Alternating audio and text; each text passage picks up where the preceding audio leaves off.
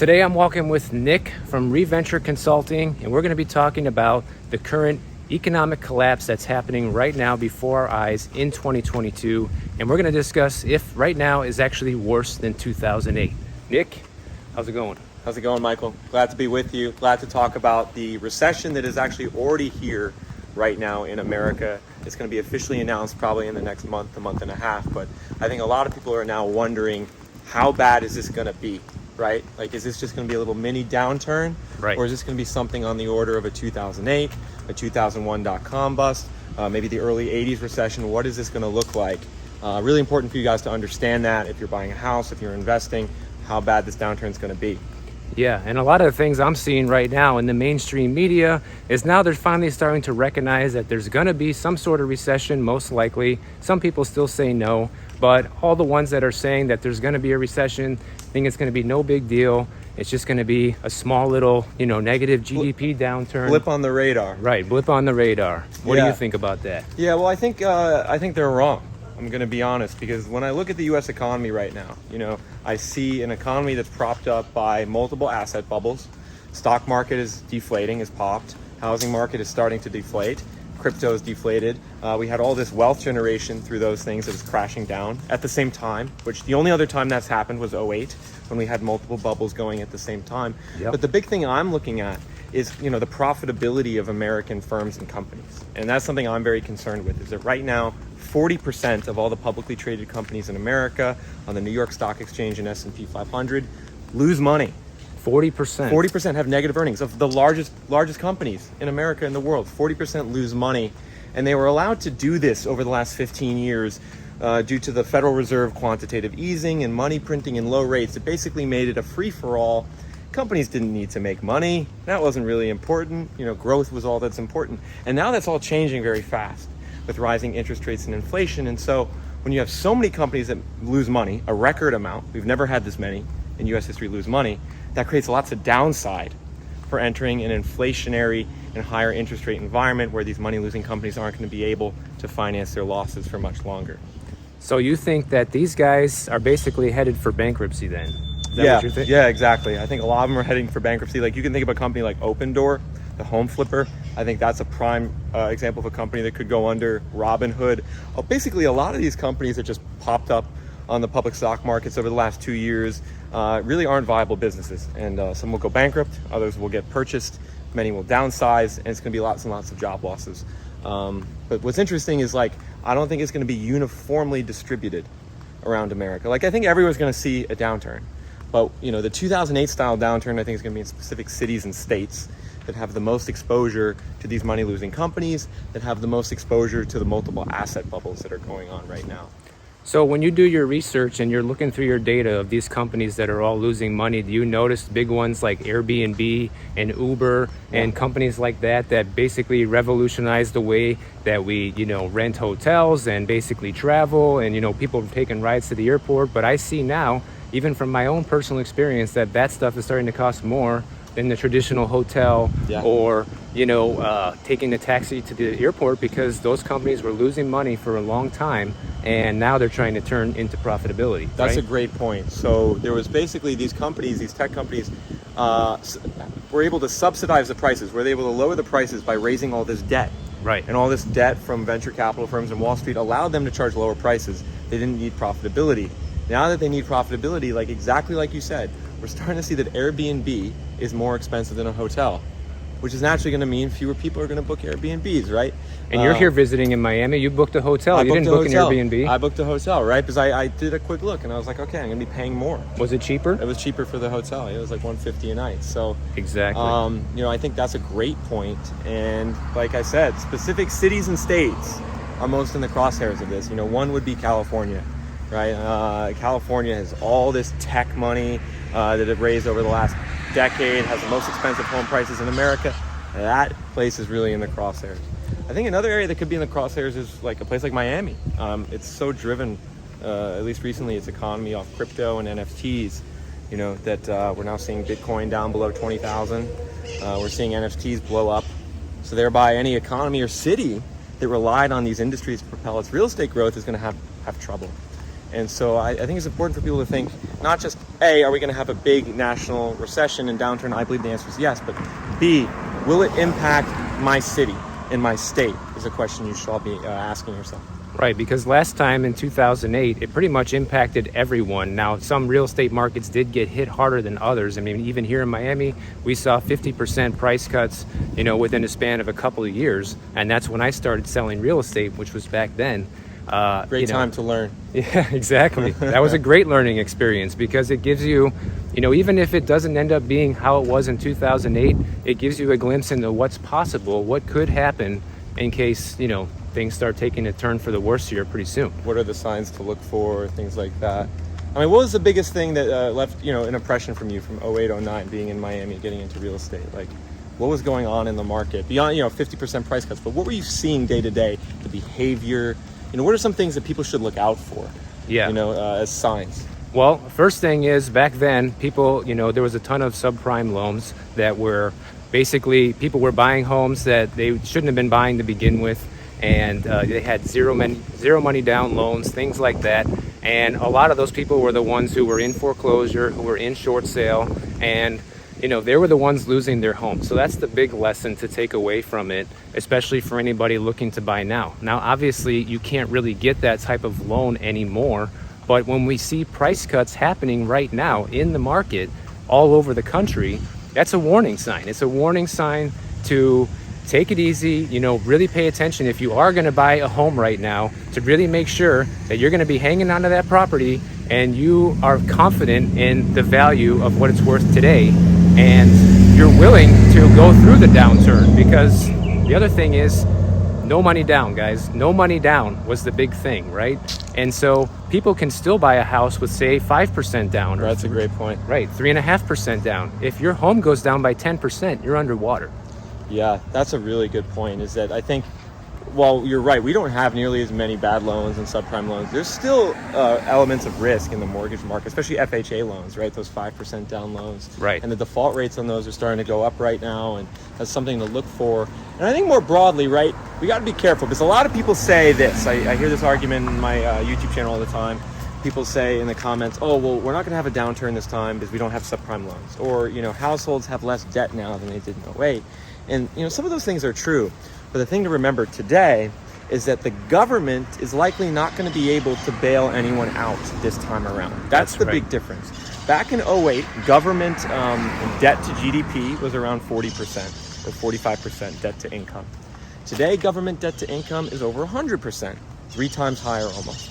And basically what that says is that the US government rescued the economy multiple times in the last 15 years. It did it in 09, 2010. It did it during the COVID pandemic. And now we've become accustomed to the government being there to rescue things. Right. And valuations are reflecting the fact that the government came in to rescue things. So my prediction is we're not going to see the political willpower for stimulus checks anymore or government bailouts. We can't. With 8.5% inflation, that willpower is not going to be there.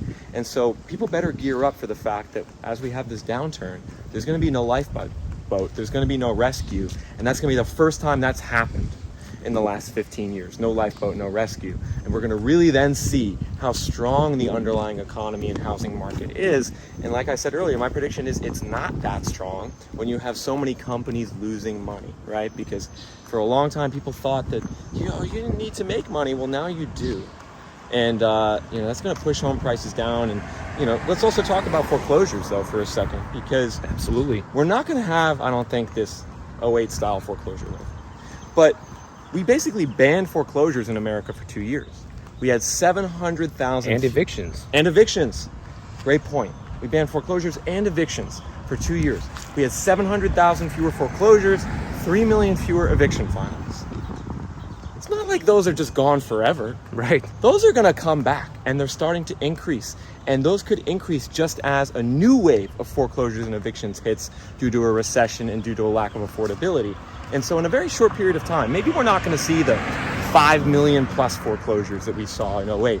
We could see 1 to 2 million hit pretty quickly, which would be a massive surge of inventory on the US housing market. And so there's just all these actually unique risk factors, today's economic environment, that actually weren't there in the mid-2000s, that are there today. And so, really important that you all think about that and prepare for that. And if someone's trying to tell you like, oh, it can't be that bad, it's not going to be that bad, well, just think about this, learn that lesson that it could be, and prepare yourself. I mean, one thing I tell my viewers is stockpile cash. Check this out, Nick. I didn't mean to interrupt you, but I saw this house across the street as we're talking about foreclosures, and this place looks like a foreclosure because check out this yard, guys. This place looks like it's been sitting empty for quite some time. Look at this grass, how overgrown it is. He's got the neighbor right next door. You can see the difference. I'm sure the neighbor loves that. Yeah, I'm sure the neighbor's thrilled. You can tell this place has a lot of deferred maintenance going on. And whenever I get back to edit this video, I'll put up the information for you guys so you can see what's going on with this house. But it doesn't look good. No, it doesn't look good. So this type of stuff is popping up around America.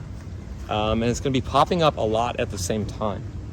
And, I think, and I don't know, Michael and I might disagree about Miami. I think Miami is a market that it's going to have a downturn. I don't think it's going to be as bad in Miami as it is in other cities. I don't know what you think about that, Michael. I think we could see a correction here.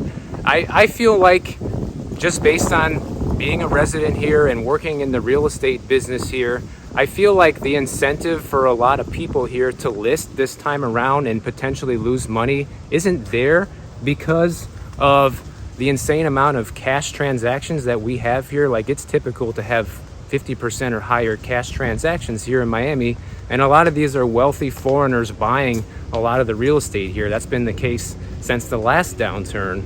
And so what incentive does somebody like that have to sell at a loss? I just don't see why someone would do that. Now, if you're underwater on your mortgage and you're losing your job in a recession, that's a whole nother story. Right. Yeah, that's a great point. And I agree with you. I think Miami's going to weather the storm a bit better.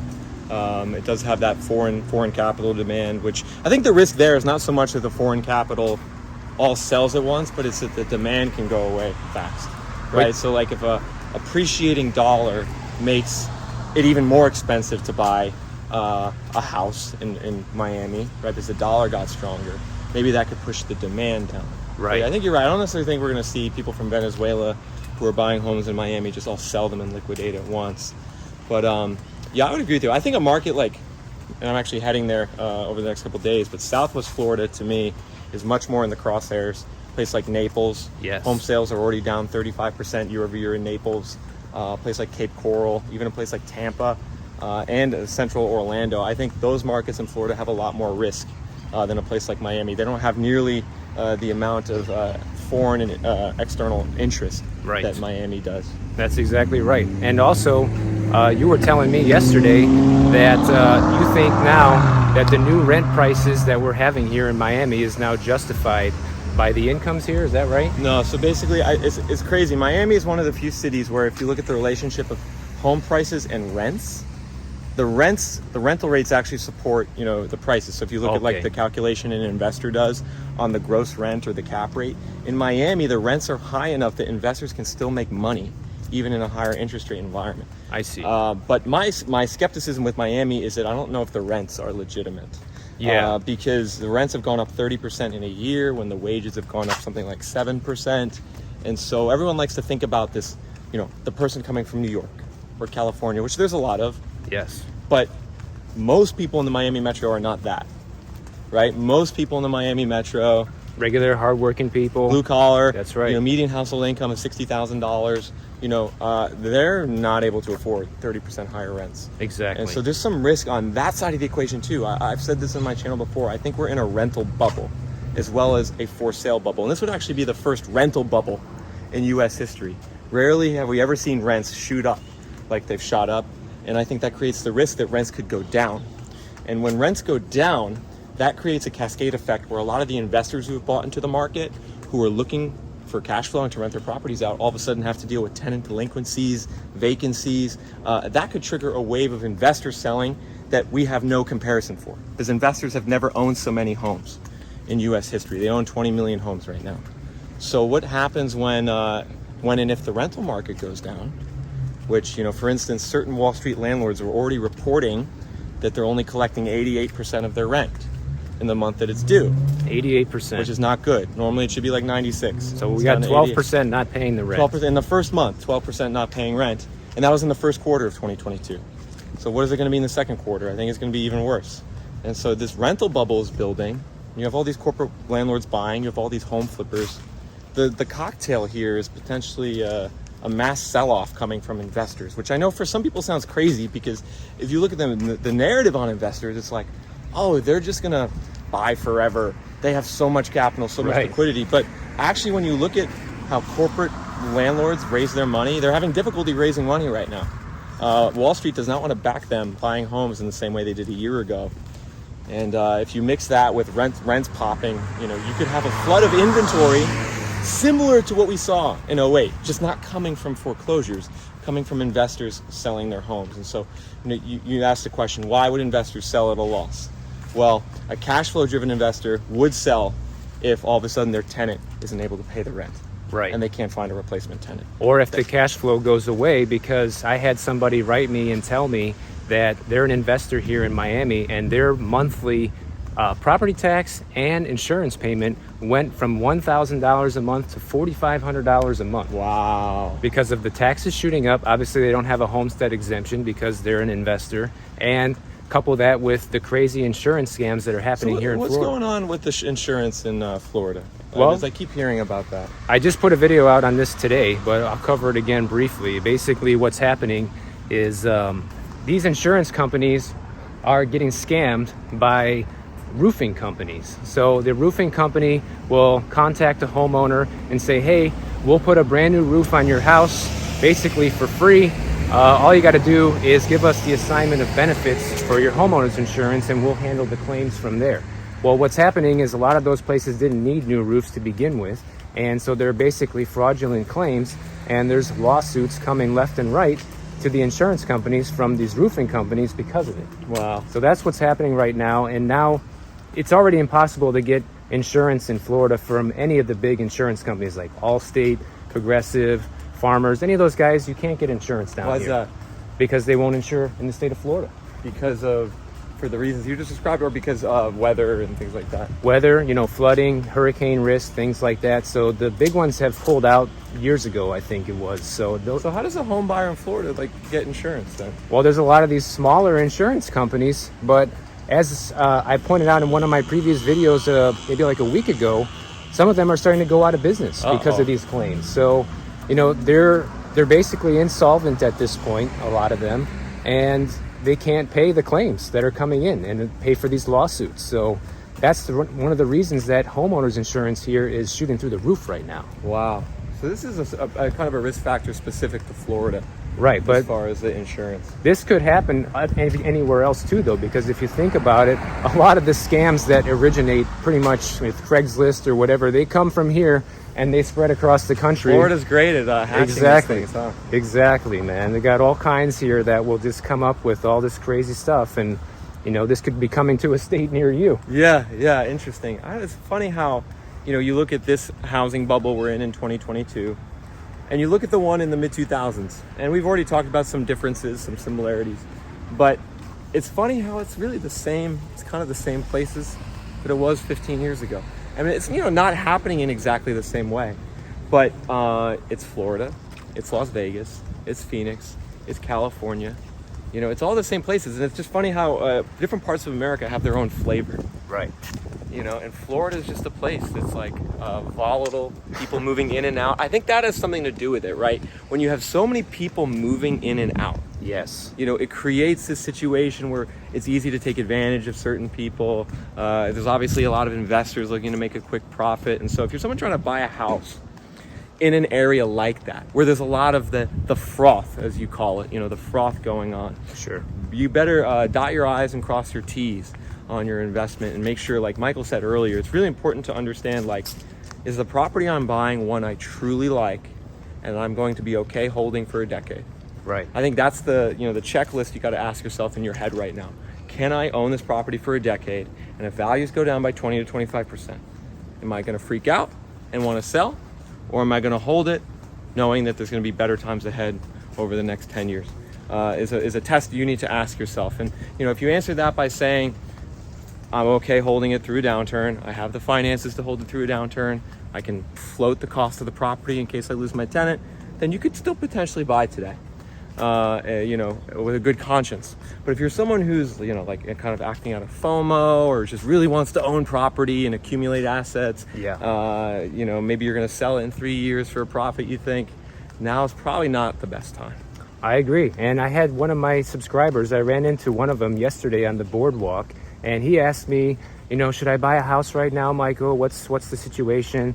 And I told him, I said, if the house matches these 2 criteria points, then maybe you can go for it. One, are you going to stay in the house? Obviously, that's the biggest thing. Are you going to hold this property long term? So that's number one. The other thing I look at, as somebody myself, as somebody who also invests in real estate, or even looking for a primary residence, now, if I own this property, are my monthly costs going to be covered by the rent if I potentially need to rent this property out because I lose my job, I need to move, I decide I don't like it anymore, but I can't sell it because the market's down?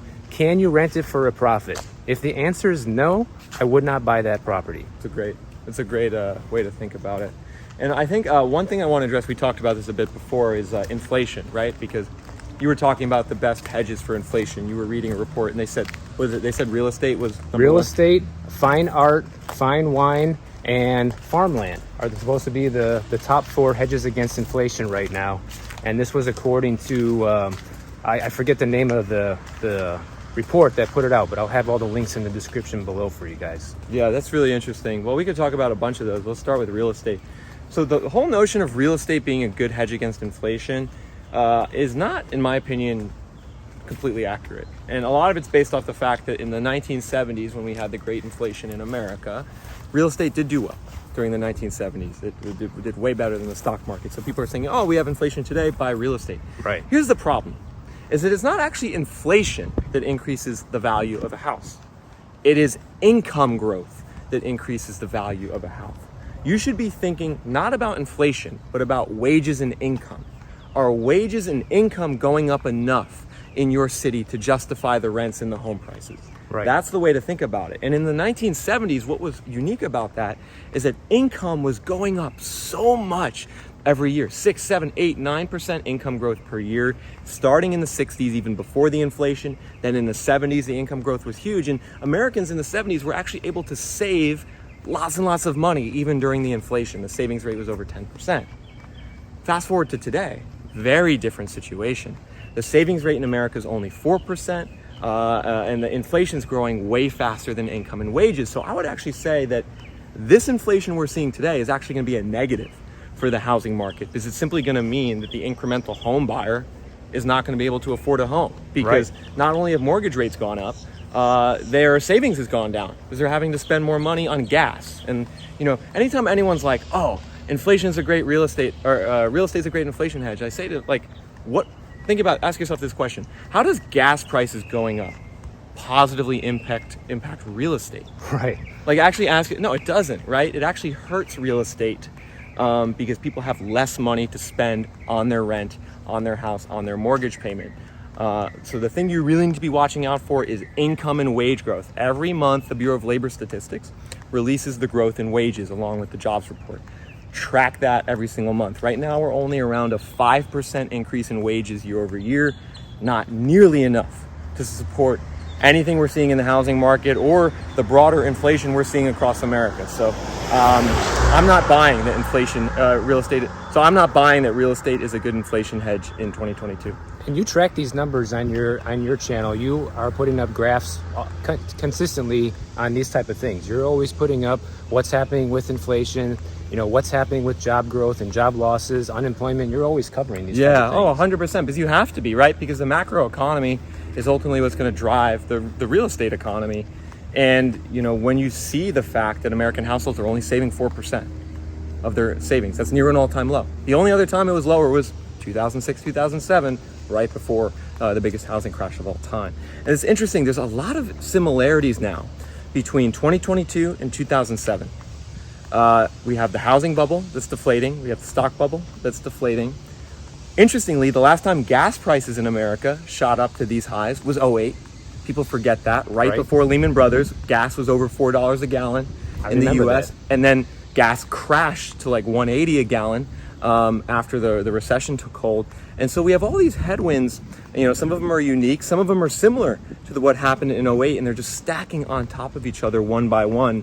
And I'm not saying this to scare anyone. I think the thing to take away here is that it's lots of headwinds are coming to the economy, and you should be prudent with your finances as a result. And you should be saving money as much as you can, and stockpiling cash, and not necessarily giving into the FOMO of, buy a house for appreciation and inflation hedge. Like, go buy even though it's the top of the market. No, zoom out. Right. And say, does that actually make sense? And, what would put me in the best financial position possible to weather and ride out the storm? So you think it's a good idea right now to stay heavy in cash, even though inflation is eating away an unknown percentage of it right now, because they say it's 8.9 or whatever, but we know it's much higher than that by going to the grocery store and paying for gas and everything like that. And by the way, I heard that gas is not included in that inflation report. So if they put that in there, I'm sure their official numbers will go way higher. So having cash right now seems kind of counterintuitive because of inflation. But the thing is, in a recession, once all these things do go cheaper, like Nick just mentioned, gas prices went down to $1.80 a gallon, you'll have more money for gas. You'll have more money for, assets. Homes, durable goods. I mean, we're seeing right now, and this is like a broader perspective you should ask yourself. Do you think the inflation is going to last a decade, which would require incomes and wages to start growing at really high rates? Do you think that's going to happen? Or do you think this inflation is going to hit a ceiling and eventually consumers are going to tap out and we're going to have an economic and deflationary crash? Like, I don't know. I see it as one of those two outcomes, and I'm leaning towards the second outcome. And, that's completely related again to the fact that Americans' wages are just not keeping pace. We're going to enter a point where people just run out of money. Right. Which I think we're getting to that point now, because if people aren't able to pay their rents, you're seeing delinquencies go up on car loans as well. And just little things like that, to me, are indicators that we're at this turning point already right now. And if you look at the situation back in 2008, when a lot of people lost their homes, this time around, it could be the same thing, but for different reasons. We're seeing these companies lose money, like Nick was saying. And then a lot of these tech companies are doing layoffs already right now. And how do you support your family or keep going when, goods and services are at an all-time high? I don't get it. Yeah, it's a great question, Michael. I don't think, unfortunately, many people can. And I don't think the government's going to be there to bail them out this time. And, you brought up some great points, the delinquencies on the car loans. There's all these kind of little data points floating out there which show that there's a shift. Another one I'm interested in is what's going on with big retailers. Walmart, Target, Dick's Sporting Goods. All these retailers are reporting massive stockpiles of inventory and durable goods that they're not able to sell. Basically, they purchased too many goods during the pandemic, over-anticipated what the demand is going to be. And now Target just announced like a month ago that they're doing massive discounts on all that inventory that they purchased. And that's just yet another sign of an inventory buildup in the economy, and already prices are starting to go down in certain sectors, which of course doesn't, right now people aren't paying too much attention to that because obviously we're paying food and gas prices through the roof. But you're seeing these signs build up already, and I think the broader message, like I'm telling my viewers too, is like this is meant to, inspire a certain sense of confidence actually that in the future things will be cheaper. Right. And you will have an opportunity in the future to participate in these markets and these assets and buy goods at a cheaper price. So this is actually something to be hopeful towards, right? Because if someone has been saving money and someone has been kind of avoiding taking out debt, they're going to be in a decent position when all of this goes down. It's going to be those who did the opposite, who took out a lot of loans, who leveraged themselves up, who bought lots of assets at a speculative price. They're going to be the ones who are in trouble. It's not going to be everyone who's in trouble. Right. And so, it's important to have that mindset too, that this isn't just doom and gloom. There's going to be an opportunity in the future. I agree that this is not doom and gloom. I look at this as good news, guys, because the thing is, if everything's cheaper, just imagine if with all these stockpiles that these retailers have, imagine what the Black Friday sales are going to look like this year at Christmas. That's a great point. You're going to be able to get the deal of a decade probably this year on all kinds of things. Right. So they're saying particularly it's TVs right now, it's electronics, it's gym equipment, it's lawn and patio furniture, It's a lot of those items that were huge during the pandemic, which apparently people aren't buying at the same rates. They ordered too many goods. And I think you're right. That's a great point about Black Friday. There's probably going to be some epic deals when November and December come around before Christmas. Right, exactly. And you just mentioned people getting out of debt. Well, right now, I just read something today saying how a lot of people are trying to consolidate their credit card debt. And get this, the average consolidation right now is almost 20 grand in credit card debt. Wow. And these consolidation loans that they're giving people start off at 7% and then go up to 20. So, I mean, does it make sense to take a consolidation loan at 15% if your credit's not that good or whatever rate they give you? I mean, come on, man. That's crazy. So look, you know, there's actually less credit card debt now than there was in 07 before the last crash, which is good as a percentage of income. But from what you're saying there, I mean, that's scary because there's going to be certain people who seem over leveraged. And that, you know, this is the crazy thing about increasing interest rates, right? Is that like it just puts the squeeze on everyone and everything. Yes. It's levered. Right? That's what it's designed to do. It's supposed to. It's supposed to do. And it's funny how Powell is getting more and more, Jerome Powell is getting more and more like open about like his intentions, you know, and basically admitting, he's like, yeah, we're trying to slow demand. We're trying to destroy demand. Maybe we're going to have a recession.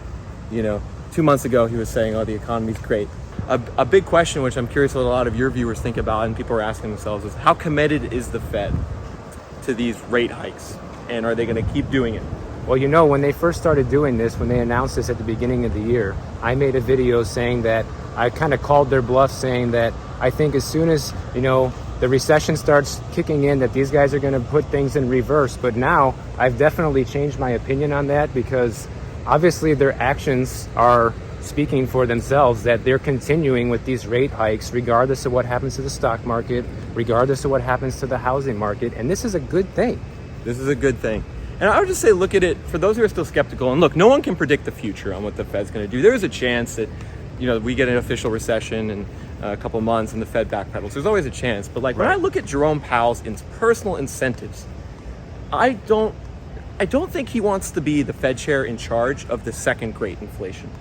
Like, I don't think he wants to be known as the guy that allowed that to happen. Right. And I know a lot of people think that, you know, he's part of the big elite and that, you know, he's just going to do whatever he needs to do to satisfy them. But I don't know.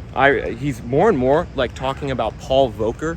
And for those of you who don't know, Paul Volcker was the Fed chair in the early 80s who cranked interest rates to 10-15%, who squashed the last inflation. Powell in interviews keeps referencing Paul Volcker in the last couple months, saying that he was a great public servant, that he did a thing that was necessary. And I'm almost thinking he's starting to envision himself as this like Paul Volcker 2.0 from kind of a personal and egoic standpoint. And so this is just speculation, everyone, right? But I think for anyone counting on the Fed to just like all of a sudden go into accommodative mode again, I think you're going to have a rude awakening, and that we're going to continue to see rate hikes and contractionary money supply. I mean, they're doing quantitative tightening this month. This is like the first month of quantitative tightening, where they're taking money out of the system that they put into the system, reverse money printing. You know, this stuff is all just really getting started. And so, you know, actually the great thing a lot of people don't think about with interest rates going up is like, you can actually earn money in a savings account. Yeah. Or money market fund now. Like, that's right. We all forgot about that, right? Like, oh, you know, it was normal back in the day to earn 3 or 4%, you know, in a savings account. And, you know, we might actually be heading for a period by the end of 2022 where you're going to be able to do that again. Exactly. It's not all bad news. No, it's great news for savers. For savers, right? If you want to save your money and you want to be responsible, higher interest rates is great news. Bad news for people who want to speculate. Absolutely. I couldn't agree more. And I think that they can't really go in reverse this time, kind of like what Nick was saying earlier, that they can't come to the rescue to the economy this time around, because there's two big problems with that. We have inflation that's out of control, so their number one goal is to tame that, because if they don't, the rest of the economy is going to burn to the ground. There's no way we can sustain at this level of inflation. It's just not going to work, guys. So that's the first thing. And the other thing is, they can't print more money without completely destroying the value of the dollar. They already went through that with this pandemic money printing. So they're all out of options. Right. And at a certain point, right, if the inflation were to just keep going and the Fed were to not do anything, at a certain point, bond buyers would force rates to go up. At a certain point, people wouldn't buy U.S. treasuries in the same way. So either the Fed has to do it now, or at some point the bond market's going to do it anyway. Right. So there's no way of avoiding this, right? At least in the short term, before some type of deflationary. If a deflationary crash comes, that would then send interest rates and mortgage rates back down, which is a possibility. But at least in this first section over the next year, this is the path. This is the path forward. Oh, I don't know about you, but I'm happy about it. I am too. You know, I think for me, like the bad period was the last 2 years. Yeah. When I look at all of the money that was spent, the fake money that was printed, when I looked at all these meme stocks like GameStop, like, I mean, it's offensive to anyone who has like a fundamental perspective of what money is, of what business is. What occurred over the last 2 years was not good. And a lot of people made a lot of money in the last 2 years, and good for them. But they're not going to be able to in the same way going forward, thankfully. Absolutely. Guys, if you enjoyed this video, first of all, make sure you go and subscribe to Nick's channel. He's over at Reventure Consulting. He's got the best data on YouTube, hands down. So you're going to want to see that. And if you stuck with us this long, then you're definitely going to like this next video on the screen right over here. And I'll catch you over there. See you, Nick. See you guys.